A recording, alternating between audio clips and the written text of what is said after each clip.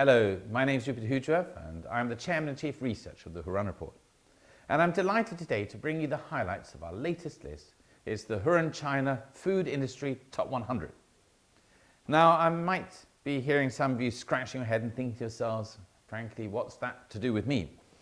But I tell you, if you want to understand a country or a culture, a very good place to start is to understand what those people like to eat and like to drink. And so with that in mind, let's dig a bit deeper into this list. So of the top 100 food industry companies, and you'll find that far and away the number one, 26 out of the 100, can you guess what they are? It's Baijiu. So Baijiu brands. Baijiu is the fiery Chinese liquor, and it's incredibly popular here. Number one on this list is, and number two are both Baijiu brands. So number one is Maotai, which has a market cap today, or a value today, of $350 billion US. To put that into the context of China, it's more than the other 25 Baijiu brands combined. And basically what that means is that the investors believe that Maotai is going to produce $350 billion worth of profits over the next 10 years. Ooh, that just gives you an indication. Breaking into the top three is a privately owned company. Actually, it's Nongfu. It's a bottled water company, and that's overtaken the soy sauce and oyster sauce company Haitian to break into the top three. Another point that I think is worth noting is that the Chinese food industry, a bit like the rest of the world, is a pretty traditional industry.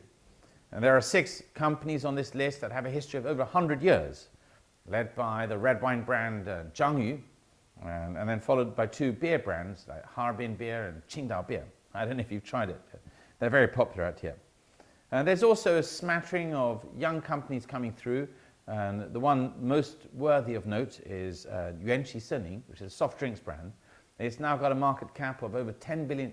It's got a valuation of about $15 billion US, and it's shot straight into the top 10. It's only 6 years old, so it was set up in 2016.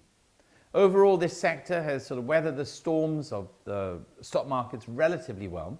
And it's down, but not down that much.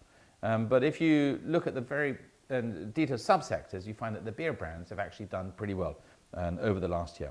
So there you go. That's a very brief insight into the China food industry.